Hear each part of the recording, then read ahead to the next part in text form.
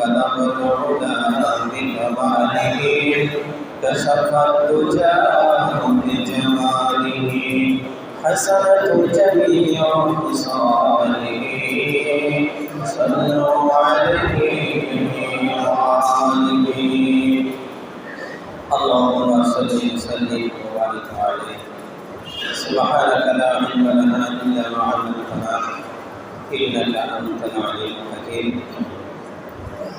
মোহতারাম হাজিরিন সম্মানিত উপস্থিত মুসলিম কিরাম সর্বপ্রথম সকলেই মহান রব্বুল আলামিনের দরবারে অসংখ্য গণিত শুকরিয়া আদায় করি যে মহান মালিক যে মহান মুনি আমাদেরকে জুমার দিন পবিত্র স্থানে বসে উম্মতের উলামায়ে কেরামের জবান থেকে কোরআন ও হাদিসের আলোকে দ্বীনি নসিহত শ্রবণ করার তৌফিক দান করেছেন সেজন্য সকলে অন্তর থেকে আল্লাহ তাআলার ভালোবাসা নিয়ে সুউচ্চ কণ্ঠে কালিমাতুল শুকর আদায় করে বলি আলহামদুলিল্লাহ। সাথে সাথে সেই মহান মানবতার মুক্তিযুদ্ধ আকায়ে নামদার তাজুল মদিনা ফখর আলম সরকার কায়নাত জিগর গোশাই আদনা রহমাতুল আলামিন সাইয়্যিদুল কওনাইন শফিউল মুজনিবিন আখির নবী শ্রেষ্ঠ নবী হযরত মুহাম্মদ মুস্তাফা সাল্লাল্লাহু আলাইহি ওয়াসাল্লামের পুরো সত্য সালাতে হারিয়ে গেছে। মোহতারাম হাজিরিন, চলতি মাসের নাম হলো রবিউল আউয়াল মাস। কি মাস? রবিউল আউয়াল মাস।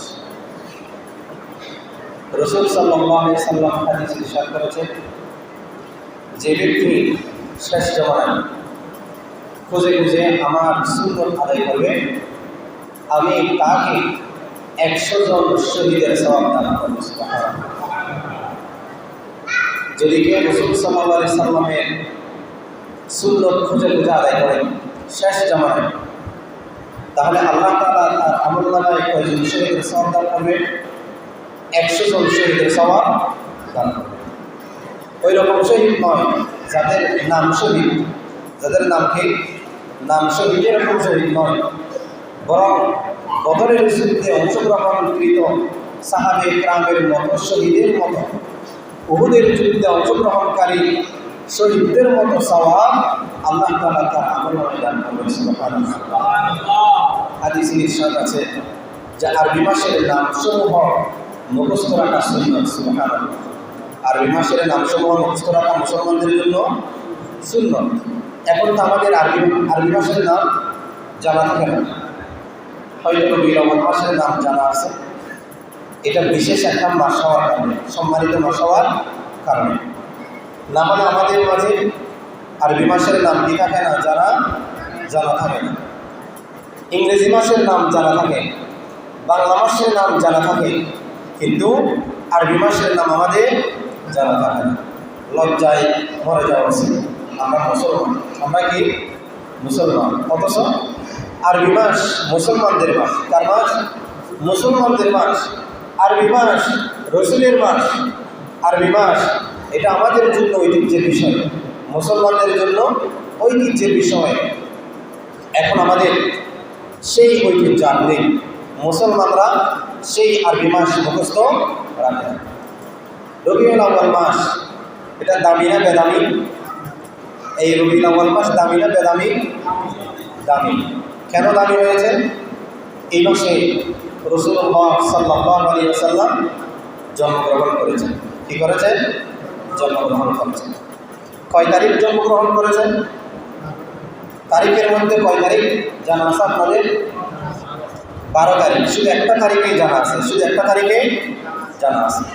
অথচ কিতাবের মধ্যে আছে রাসূল সাল্লাল্লাহু আলাইহি ওয়াসাল্লামের মৃত্যুর তারিখ নির্ধারিত। কিসের তারিখ? মৃত্যুর তারিখ নির্ধারিত। 12 তারিখ রাসূল সাল্লাল্লাহু আলাইহি ওয়াসাল্লাম মৃত্যুবরণ করেছেন। পৃথিবী থেকে রাসূল সাল্লাল্লাহু আলাইহি ওয়াসাল্লাম স্থানান্তরিত হয়েছেন আখিরাতের জিন্দেগিতে।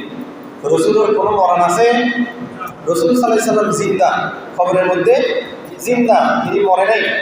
তবে দুনিয়া থেকে আল্লাহ তাআলা রাসূল সাল্লাল্লাহু আলাইহি ওয়াসাল্লামকে কি করেছেন? গোপন করেছেন। রাসূল কি করেছেন? গোপন করেছেন। রাসূল সাল্লাল্লাহু আলাইহি ওয়াসাল্লাম কবরের জগতে দুনিয়া থেকে আরো বেশি ভালোভাবে জীবিত। সুবহানাল্লাহ।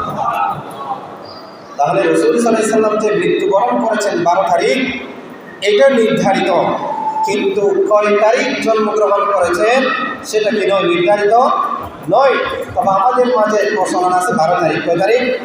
12 তারিখ। এবং এটা আমাদের মাঝে বেশিরভাগই স্মরণ রাখে, কিন্তু তাফসীরের মধ্যে আছে, কিতাব খুললেই দেখবেন আর রাহিকুল মাখদুম কিতাবের মধ্যেও আছে যে রাসূল সাল্লাল্লাহু আলাইহি ওয়াসাল্লামের জন্ম নিয়ে মতভেদ আছে। কি আছে? মতভেদ আছে। একটা হলো 8 তারিখ, আরেকটা হলো 9 তারিখ, আরেকটা হলো 12 তারিখ। তিনটা মতভেদ আছে। কয়টা আছে? তিনটা মত আছে। তিনটা মত আছে। তো 12-এর মধ্যে মত নাই। 12-এর মধ্যে কি নেই? সোমবারে সুবহ সাদিকের সময় রাসূল সাল্লাল্লাহু আলাইহি ওয়াসাল্লাম পৃথিবীতে আগমন করেছেন, এটাতে কোনো ইখতিলাফ নেই। তাহলে বোঝা যায় রাসূল সাল্লাল্লাহু আলাইহি ওয়াসাল্লাম তারিখ নির্ধারণ না করে রবিউল আউয়াল মাসে রাসূল সাল্লাল্লাহু আলাইহি ওয়াসাল্লাম জন্মগ্রহণ করেছেন। কি করেছেন? রাসূল সাল্লাল্লাহু আলাইহি ওয়াসাল্লাম জন্মগ্রহণ করেছেন। তাহলে এই মাসটা দামি হওয়ার কারণ কি? রাসূল সাল্লাল্লাহু আলাইহি ওয়াসাল্লাম এই মাসের মধ্যে জন্মগ্রহণ করেছেন। এখন রাসূল সাল্লাল্লাহু আলাইহি ওয়াসাল্লাম আসার আগে হযরত ঈসা আলাইহিস সালাম একজন পয়গম্বর ছিলেন। কি ছিলেন? পয়গম্বর ছিলেন। জলিলুল কদর রাসূল, জলিলুল কদর পয়গম্বর হযরত ঈসা আলাইহিস সালাম। এখন হযরত ঈসা আলাইহিস সালাম যখন পৃথিবীতে ছিলেন, তখন ঈসা আলাইহিস সালামকে, ঈসা আলাইহিস সালামের অনুসারী যারা ছিল খ্রিস্টান, তারা এমনভাবে ঈসা আলাইহিস সালামকে মহব্বত করেছেন, মহব্বত করতে করতে করতে করতে ঈসা আলাইহিস সালামকে আল্লাহর সন্তান বলেছেন। নাউযুবিল্লাহ। মহব্বত করতে করতে কি বলেছেন? ঈসা আলাইহিস সালামকে আল্লাহর সন্তান বলেছেন, আল্লাহর পুত্র বলেছেন। এটা কি মহব্বতে নাকি মহব্বত নয়? যে কারণে বলেন না, আল্লাহর সন্তান বলেছেন কি কারণে? মহব্বতে। আল্লাহর সন্তান বলেছেন কি কারণে? মহব্বতে। তারা যে অন্যকে আল্লাহর সাথে কাউকে শরীক করত সেটা নয়, বরং মহব্বতে ঈসা আলাইহিস সালামকে আল্লাহ কি ডেকেছেন? সন্তান ডেকেছেন। ইহুদি ছিল, ইহুদি। ওরা হযরত উযাইর আলাইহিস সালাম, তিনি একজন পয়গম্বর। তিনি একজন কি? পয়গম্বর। উযাইর আলাইহিস সালাম, তাকে মহব্বত করতে করতে হযরত উযাইর পয়গম্বরকে আল্লাহর সন্তান বলেছেন। নাউযুবিল্লাহ। উযাইর পয়গম্বর, তিনি কি আল্লাহর সন্তান? তিনি আল্লাহর সন্তান। এটা কি আমার কথা নাকি কোরআনের কথা? কোরআনের কথা। قال الله تعالى وقالت اليهود عزير ابن الله وقالت النصارى المسيح ابن الله ذلك قولهم بأفواههم يضاهئون قول الذين كفروا من قبل قاتلهم الله أنى يؤفكون। হযরত ঈসা আলাইহিস সালামকে খ্রিস্টানেরা ঈসা আলাইহিস সালামকে আল্লাহর সন্তান বলেছেন, ইহুদিরা উযাইর আলাইহিস সালামকে আল্লাহর সন্তান বলেছেন।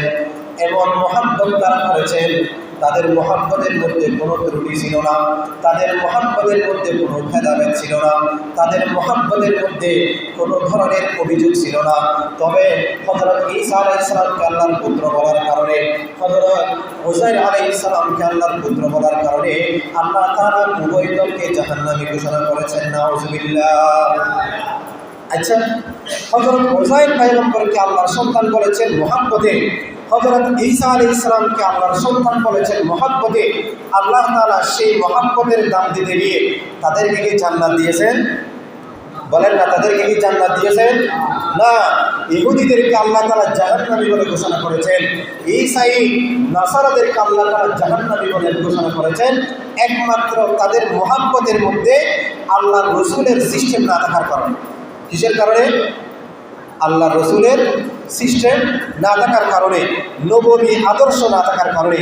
অথচ তারা হযরত ঈসা আলাইহিস সালামকে মহব্বত করেছেন, উযাইর আলাইহিস সালামকেও মহব্বত করেছেন, কিন্তু তাদের মহব্বতে আল্লাহ তাআলা যেভাবে মহব্বত করতে বলেছেন সেইভাবে তারা মহব্বত করে নেয়, সেইভাবে তারা মহব্বত করতে পারে নাই।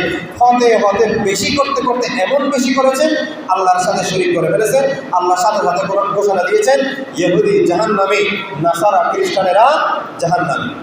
যদি কেউ এই কথা বিশ্বাস করেন যে ঈসা আলাইহিস সালামকে বেশি মহব্বত করার কারণে খ্রিস্টানেরা জান্নাতি, সাথে সাথে সে কী হয়ে যাবে? বলেন না, সাথে সাথে সে কী হয়ে যাবে? কাফের হয়ে যাবে। আর যদি কেউ মনে করেন ইহুদিরা উযাইর আলাইহিস সালামকে বেশি মহব্বত করা আল্লাহর সন্তান বলার কারণে তারা জান্নাতি, তাহলে সাথে সাথে সে কী হয়ে যাবে? কাফের হয়ে যাবে। তাহলে মহব্বত করতে হবে এমনভাবে যে যেই মহব্বত কোরআনে আছে, যেই মহব্বত হাদিসে আছে। যদি কোরআনেও সেই মহব্বত না থাকে, হাদিসেও সেই মহব্বত না থাকে, তাহলে আমি যদি আশিক রাসূল হয়ে কোরআন এবং হাদিসের বাহিরে কোনো আমল করি, তাহলে সাথে সাথে আমিও জাহান্নামী। নাউযুবিল্লাহ। কথা বুঝে আসতেছে আপনাদের? কারণ আমার আদর্শ, আমার কর্মকাণ্ড যদি কোরআনের সাথে মিল না থাকে, আমার কর্মকাণ্ড যদি হাদিসের সাথে মিল না থাকে, তাহলে আমি সাথে সাথে জাহান্নামী, আমি সাথে সাথে জাহান্নামী। মহব্বত করব কার বিধান অনুযায়ী করব? আল্লাহর বিধান অনুযায়ী করব। মন গড়া কোনো মহব্বত করলে হবে? হবে না। সাহাবে কেরামরা যেই পদ্ধতিতে মহব্বত করেছেন, সাহাবে কেরামরা রাসূল সাল্লাল্লাহু আলাইহি সাল্লামকে যেই পদ্ধতিতে ভালোবাসার বহিঃপ্রকাশ করেছেন, আমাকেও সেই পদ্ধতিতে ভালোবাসার বহিঃপ্রকাশ করতে হবে। রাসূল সাল্লাল্লাহু আলাইহি সাল্লাম নিজেই হাদিসে ঘোষণা দিয়েছেন, ক্বালা রাসূলুল্লাহ সাল্লাল্লাহু আলাইহি ওয়াসাল্লাম, মান আহাব্বা সুন্নতি ফাকাদ আহাব্বানি ওয়া মান আহাব্বানি কানা মাই ফিল জান্নাহ। ও আমার সাহাবে কেরাম, ও আমার সাহাবে কেরাম, মান আহাব্বা সুন্নতি, যে আমার সুন্নতকে মহব্বত করে, ফাকাদ আহাব্বানি, সে আমাকে মহব্বত করে, ওয়া মান আহাব্বানি, আর যে আমাকে মহব্বত করে, ফাকাদ কানা মাই ফিল জান্নাহ, কাল কিয়ামতের ময়দানে জান্নাতে সেই ব্যক্তি আমার সাথে জান্নাতে প্রবেশ করবে। সুবহানাল্লাহ। রাসূল সাল্লাল্লাহু আলাইহি সাল্লামকে যে মহব্বত করবে, সে খুঁজে খুঁজে রাসূল সাল্লাল্লাহু আলাইহি সাল্লামের সুন্নতকে মহব্বত করবে। সুন্নতকে কি করবে? মহব্বত করবে। এখন যে রাসূল সাল্লাল্লাহু আলাইহি সাল্লামের সুন্নতকে মহব্বত করবে, যে রাসূল সাল্লাল্লাহু আলাইহি সাল্লামের সুন্নতকে মহব্বত করবে, সে প্রকৃতপক্ষে রাসূল সাল্লাল্লাহু আলাইহি সাল্লামকে মহব্বত করবে। এখন এই রাসূল সাল্লাল্লাহু আলাইহি সাল্লাম বিশ্বনবী, আকায়ে নামদার, তাজদারে মদিনা, ফখরে দো আলম, সরকার কায়নাত, জিগর গোশে আমেরা, রহমতুল লিল আলামিন, সাইয়্যিদুল কওনাইন, শফিউল মুজনবিন, তিনি এই রবিউল আউয়াল মাসে জন্মগ্রহণ করেছেন। সুবহানাল্লাহ বলবেন। রাসূল সাল্লাল্লাহু আলাইহি সাল্লামের জন্ম আমাদের জন্য খুশির সংবাদ নাকি দুঃখের সংবাদ? খুশির সংবাদ। রাসূল সাল্লাল্লাহু আলাইহি সাল্লামের আগমন, জন্ম আমাদের জন্য খুশির সংবাদ। এই রাসূল সাল্লাল্লাহু আলাইহি সাল্লাম এই রবিউল আউয়াল মাসের মধ্যে জন্মগ্রহণ করেছেন। রবিউল শব্দের অর্থ কি? রবিউল শব্দের অর্থ হলো তরুতাজা। রবিউল শব্দের অর্থ কি? তরুতাজা। জমিনের মধ্যে যখন পানি না থাকে, তখন জমিনটা শুকাতে শুকাতে এক সময় গিয়ে এমনভাবে শুকায়, জমিনের মধ্যে ফাঁকা তৈরি হয়। কি তৈরি হয়? ফাঁকা তৈরি হয়, ইরা ভরে যায়, যেটা আমরা বলি। জমিনের মধ্যে ফাঁকা তৈরি হয়ে যায়, শুকনা হতে হতে একদম মরা মরা হয়ে যায়, মরা মরা হয়ে যায়। এমনকি সেই জমিনগুলোকে দেখতে এমন লাগে যে কেউ যেন সেই জমিনে আগুন ধরিয়ে দিয়েছে।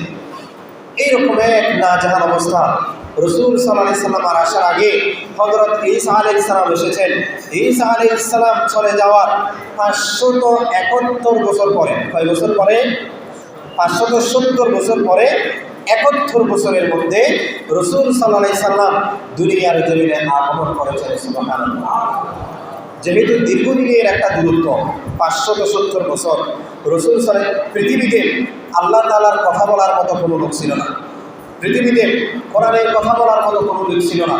পৃথিবীতে আল্লাহর দিকে ডাকার মতো কোনো মানুষ ছিল না। মানুষগুলো এমনভাবে অজ্ঞ হয়েছে যে তারা কোরআন থেকে অনেক দূরে, আল্লাহ থেকে অনেক দূরে। তারা সব কিছু বলে সবাই এক অপরকে জুলুম করতে লাগলো, এক অপরকে অন্যায়ভাবে হত্যা করতে লাগলো, এক অপরের সম্পদ বিনা হিসেবে খেতে শুরু করলো। এমনকি হতে হতে এমন এক অবস্থা, নিজেদের জীবন্ত সন্তানদেরকে তারা মাটিতে পুঁতে রাখতো। নাউযুবিল্লাহ। এমন এক ভয়াবহ অবস্থা জাহেলি যুগ যেটাকে বলা হয়, অন্ধকার যুগ, এমন এক ভয়াবহ অবস্থা চলে এসেছে যে তাদের মধ্যে কোনো জ্ঞান নেই, কোরআনের জ্ঞান, হাদিসের জ্ঞান, আল্লাহ তাআলাকে চিনার মতো কোনো শক্তি তাদের মধ্যে ছিল না।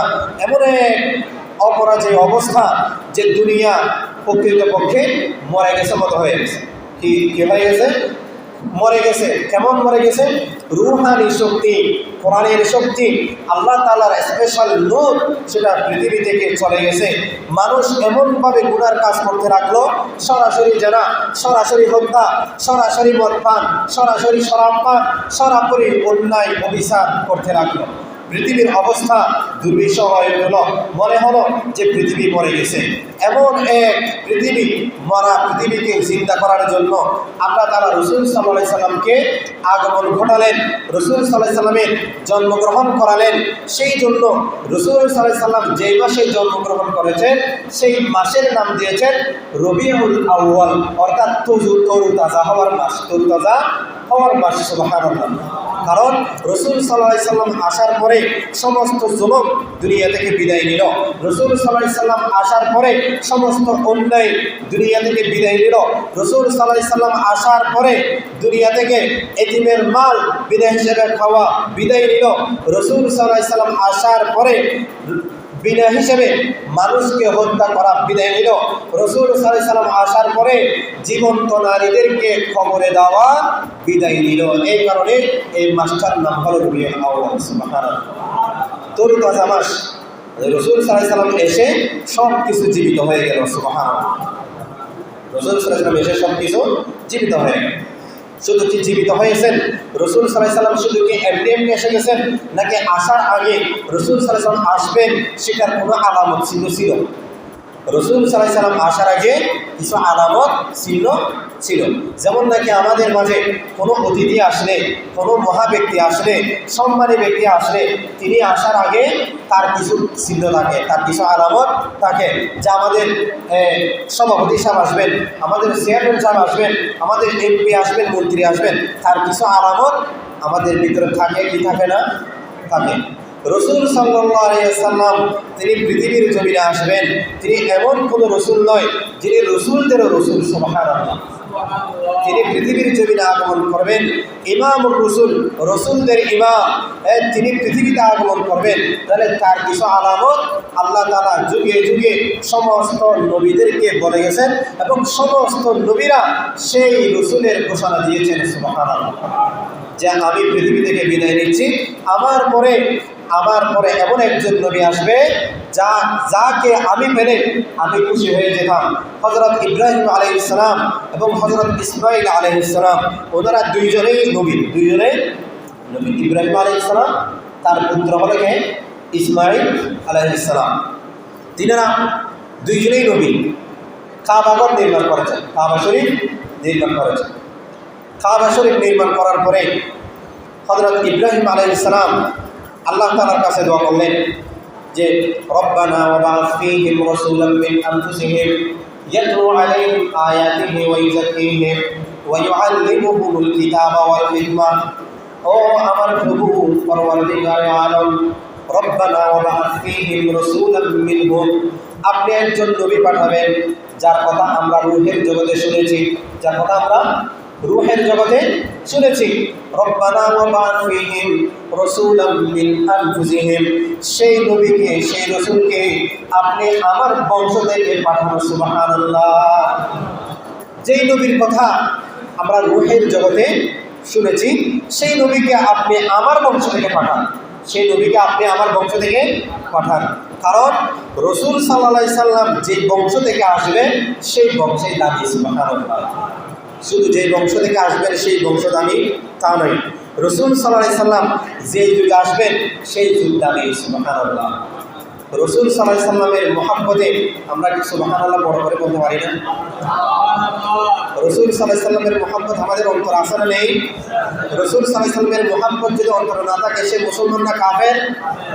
রাসূল সাল্লাল্লাহু আলাইহি সাল্লামের মহব্বত সবচেয়ে বেশি অন্তরে রাখতে হবে, সবচেয়ে বেশি অন্তরে রাখতে হবে। রাসূল সাল্লাল্লাহু আলাইহি সাল্লাম যে সময় আসছেন সেই সময় দামি। রাসূল সাল্লাল্লাহু আলাইহি সাল্লাম যে সপ্তাহে আসছেন সেই সপ্তাহ দামি। রাসূল সাল্লাল্লাহু আলাইহি সাল্লাম যেই মাসে আসছেন সেই মাস দামি। রাসূল সাল্লাল্লাহু আলাইহি সাল্লাম যেই বছরে আসছেন সেই বছর দামি। রাসূল সাল্লাল্লাহু আলাইহি সাল্লাম যেই যুগে আসছেন সেই যুগ দামি। সুবহানাল্লাহ। রাসূল সাল্লাল্লাহু আলাইহি সাল্লাম যেই যুগে আসছেন সেই যুগ দামি, এবং আমরা রাসূল সাল্লাল্লাহু আলাইহি সাল্লামের উম্মত হওয়ার কারণে আমরা উম্মতরাও দামি। সুবহানাল্লাহ। দামি না বেদামি? দামি। কেমন দামি? হযরত ঈসা আলাইহিস সালাম একদিন আসরের নামাজের পরে, আমরা যেমন একটু ক্লান্ত লাগলে, খারাপ লাগলে, মন্দির অপরিষ্কার থাকলে আসরের নামাজের পরে অথবা ফজরের নামাজের পরে একটু হাঁটার জন্য বাহির হই। মন্দির বানানো লাগলে একটু হাঁটার জন্য, বাতাস খাওয়ার জন্য বাহির হই। হযরত ঈসা আলাইহিস সালাম তিনি একদিন আসরের নামাজের পরে হাঁটতে বাহির হলেন। হাঁটতে হাঁটতে এক পাহাড়ের নিচে তিনি অবস্থান করলেন। পাহাড়ের নিচে অবস্থান করার পরে হযরত ঈসা আলাইহিস সালাম দেখতে পেলেন যে একটা সাদা পাথরের টুকরা, সাদা পাথরের টুকরা। আরবের মধ্যে সাধারণভাবে পাহাড়গুলিতে পাথর বেশি থাকে। পাথর আরব এমনি মরুভূমি এলাকা, কিন্তু পাথরের বেশি প্রচলন, বেশি পাথর আছে। ওই পাথরের পাহাড়ের নিচে একটা বড় পাথর, সাদা পাথর ঈসা আলাইহিস সালাম দেখতে পেলেন। ঈসা আলাইহিস সালাম সাথে সাথে আকাশের দিকে তাকিয়ে বললেন, ইয়া আল্লাহ, এটা এমন সাদা, এরকম সাদা তো আর কোনোদিন দেখিনি, এরকম সাদা আর কোনোদিন দেখিনি। তখন ঈসা আলাইহিস সালামকে জিবরাইল আলাইহিস সালামের মাধ্যমে জানানো হলো যে আপনি এরকম সাদা কোনোদিন দেখে নাই, আপনি কি এর থেকেও আরো বেশি সাদা দেখতে চান? সুবহানাল্লাহ। ঈসা আলাইহিস সালাম বললেন, এর থেকে আমি আরো বেশি সাদা দেখতে চাই। তখন সাথে সাথে হুকুম দিল যে আপনি এই পাথরের মাঝখানে আপনার লাঠি দিয়ে একটা বাড়ি দেন, তাহলে এর থেকে আরো সাদা দেখতে পাবেন। সুবহানাল্লাহ। সাথে সাথে ঈসা আলাইহিস সালাম সেই পাথরের মাঝখানে বাড়ি দিলেন, সাথে সাথে পাথর দুই ভাগ হয়ে গেল, এবং যেই দুই ভাগের মাঝখানে যে সাদাটা আছে সেই সাদাটা এমন সাদা, এইরকম সাদা তিনি আর জীবনেও দেখেন।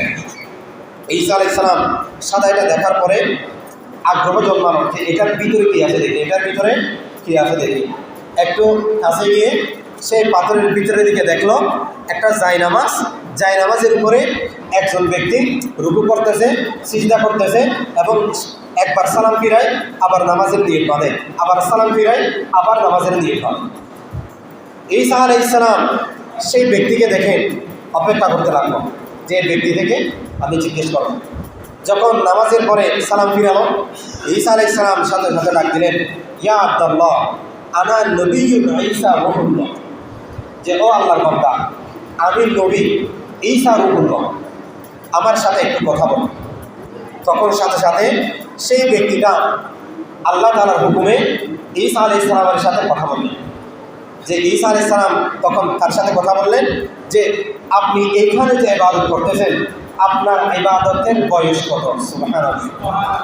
আপনার ইবাদতের বয়স কত?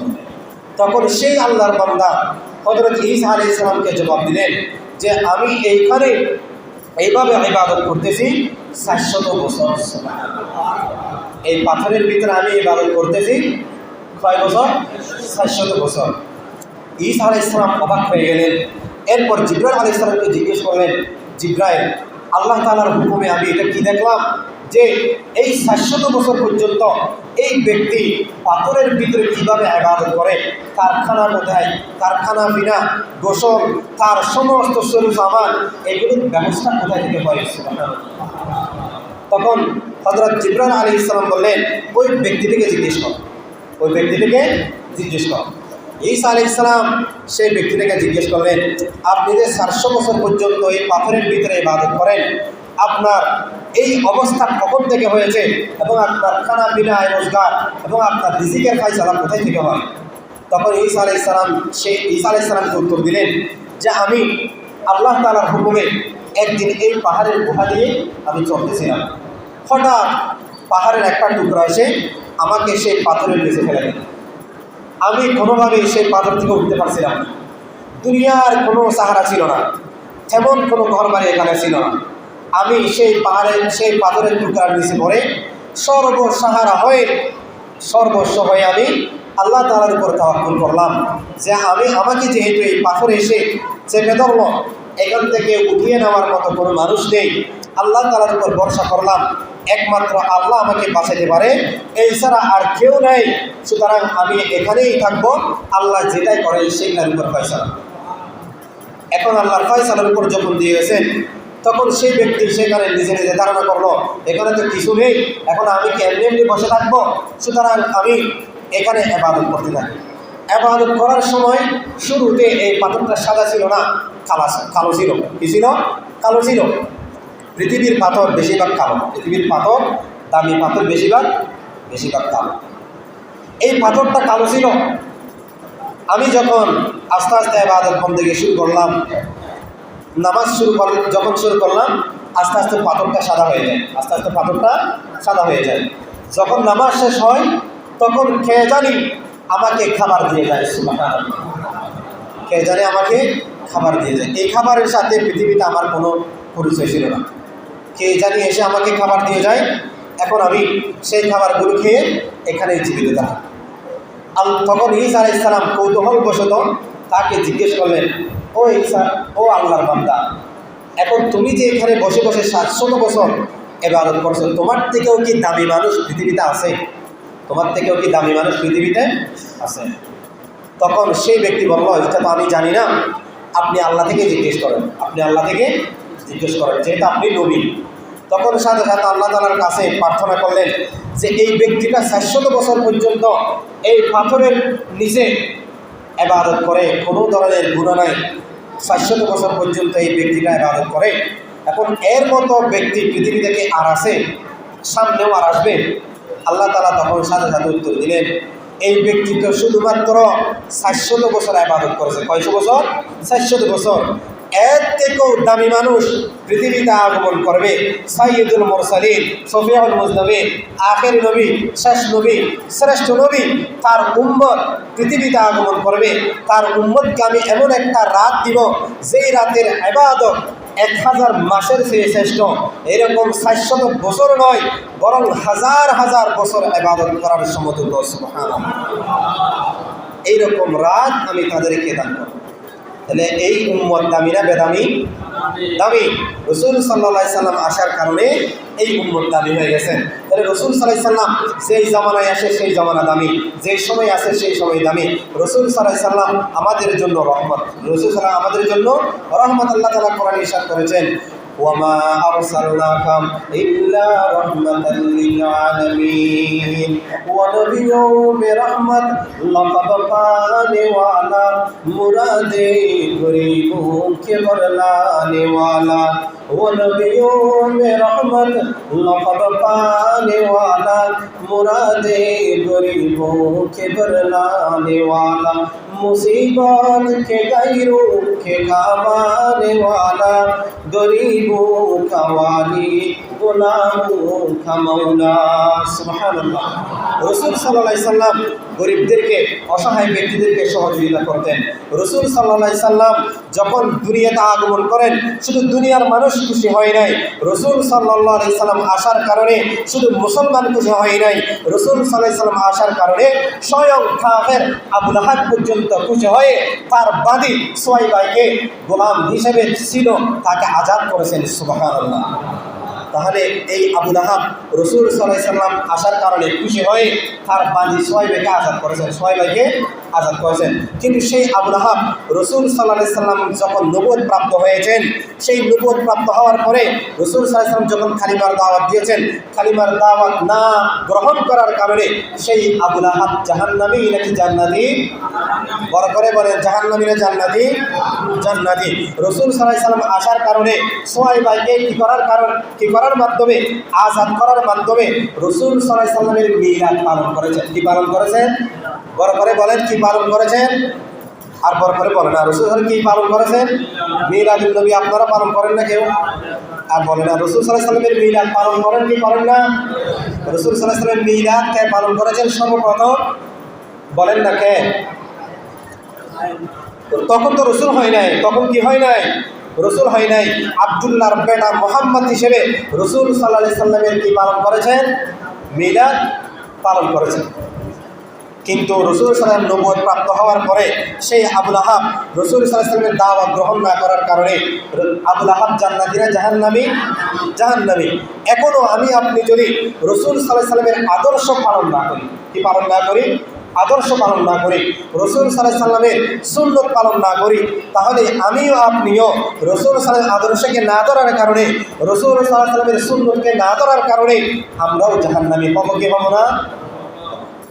শুধুমাত্র রাসূল সাল্লাল্লাহু আলাইহি ওয়াসাল্লামের সুন্নাত, শুধুমাত্র রাসূল সাল্লাল্লাহু আলাইহি ওয়াসাল্লামের আশিক রাসূল হওয়ার মাধ্যমে রাসূল সাল্লাল্লাহু আলাইহি ওয়াসাল্লামের সুন্নাত জিন্দা না করলে জান্নাত পাওয়া যাবে না, জান্নাত পাওয়া যাবে না। কারণ রাসূল সাল্লাল্লাহু আলাইহি ওয়াসাল্লামের জন্ম দুই ধরনের। কয় ধরনের? দুই ধরনের। সময় কম, কিন্তু আলোচনা অনেক লম্বা। রাসূল সাল্লাল্লাহু আলাইহি ওয়াসাল্লামের সম্মান যদি কেউ গায়, রাসূল সাল্লাল্লাহু আলাইহি ওয়াসাল্লামের সম্মান যদি কেউ বলতে পারে, তাহলে কেউ কি রাসূল সাল্লাল্লাহু আলাইহি ওয়াসাল্লামের সম্মান গায়ে শেষ করতে পারবে? রাসূল সাল্লাল্লাহু আলাইহি ওয়াসাল্লামের শান লিখে কেউ শেষ করতে পারবে? কখনো পারবে না। কোরআনের মধ্যে লা নাফিদাল বাহরু ক্বাবলা আন তানফাযা কালিমাতু রাব্বি ওয়ালাউ জি'না বিমিসলিহি মাদাদা, যে রাসূল সাল্লাল্লাহু আলাইহি ওয়াসাল্লামের কেউ যদি সম্মান লিখতে শুরু করে, তাহলে লিখতে লিখতে তার কলমের কালি শেষ হবে, তারপরও রাসূল সাল্লাল্লাহু আলাইহি ওয়াসাল্লামের মান মর্যাদা ইজ্জত সম্মানের কথা বলে শেষ করা যাবে না। এগুলি ছোট সংক্ষিপ্ত আলোচনা, মাঝখান থেকে কিছু আলোচনা রাসূল সাল্লাল্লাহু আলাইহি ওয়াসাল্লামের সম্মানের জন্য।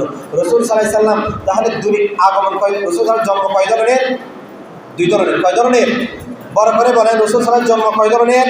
দুই ধরনের। একটা হলো জিসমানি আর একটা হলো রূহানি। এই আলোচনাগুলো আপনি সাধারণভাবে কোনো আলোচনায় পাবেন না, বিস্তারিত আলোচনা করা না। মাঝখান থেকে রাসূল জন্ম কয় ধরনের বলেন তো?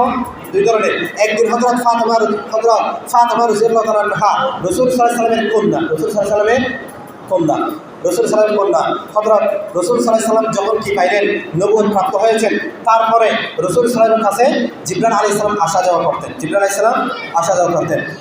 আলাইহিস সালাম বিভিন্ন সূরতে আসা যাওয়া করতেন। একজন এক সাহাবায়ে কেরামের সূরতে আকৃতিতে আসা যাওয়া করতেন। বেশিরভাগ সাহাবায়ে কেরামের মধ্যে একজন বেশি সুন্দর সাহাবা ছিলেন, তার নাম হলো দাহিয়াতুল কলবি রাদিয়াল্লাহু তাআলা।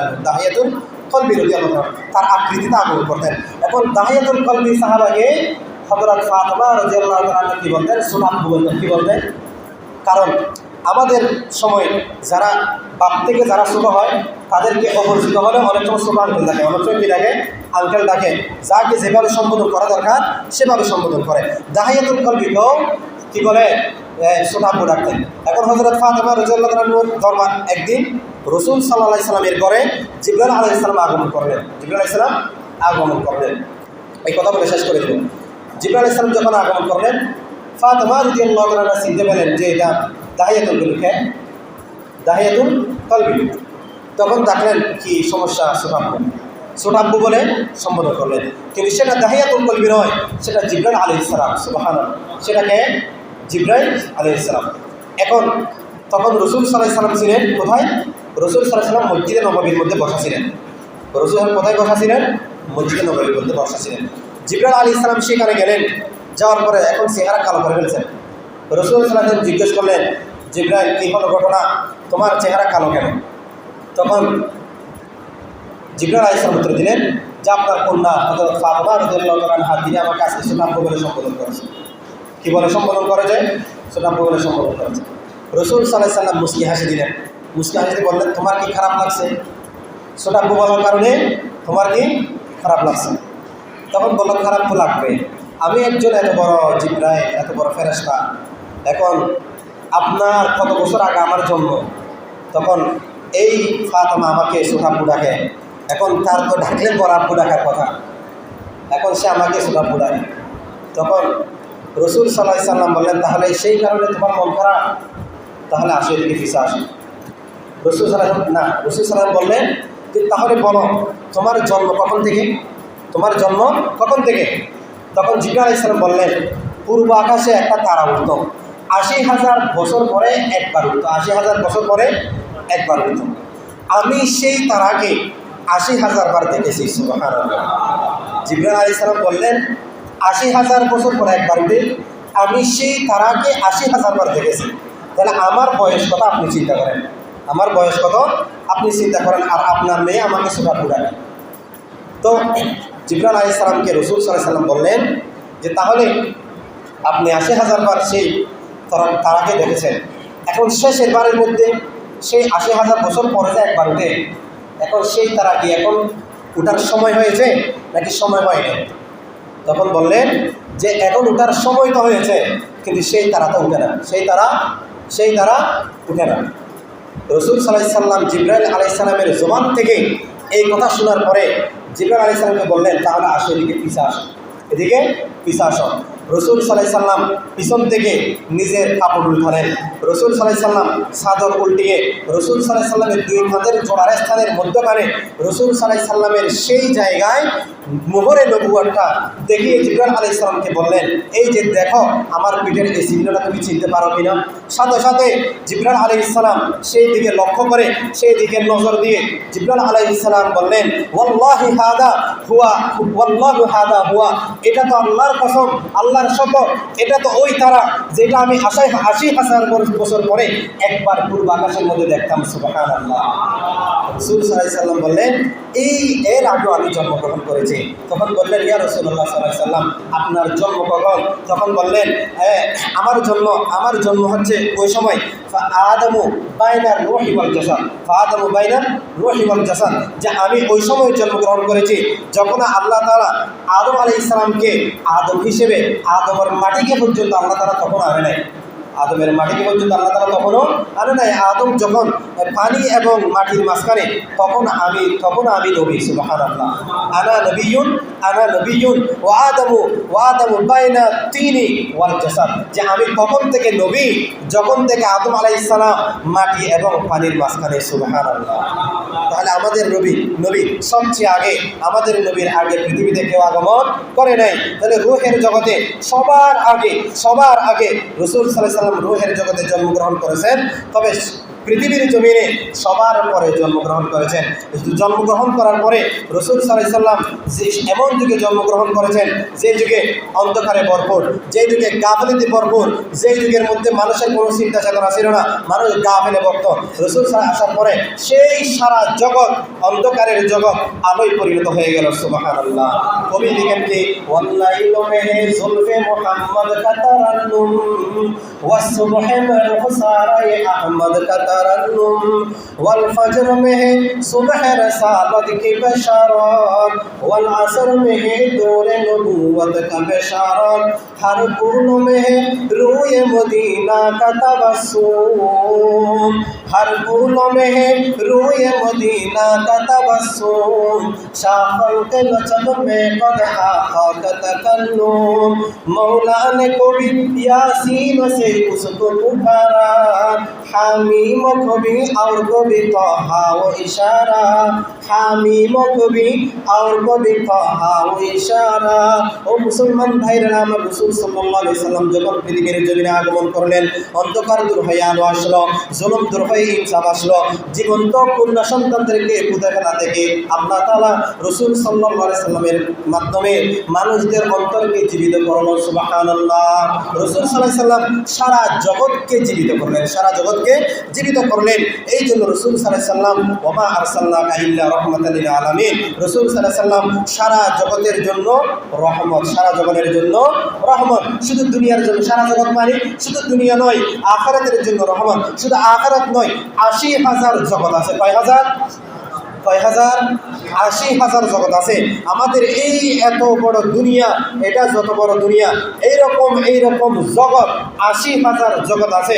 রাসূল সাল্লাল্লাহু আলাইহি সাল্লাম সেই ৮০,০০০ জগতের জন্য রহমত। সুবহানাল্লাহ। ওয়া মা আরসালনাকা ইল্লা রাহমাতাল লিল আলামিন। সালাতুন ইয়া রাসূলুল্লাহ আলাইকুম, সালামুন ইয়া হাবিবাল্লাহ আলাইকুম।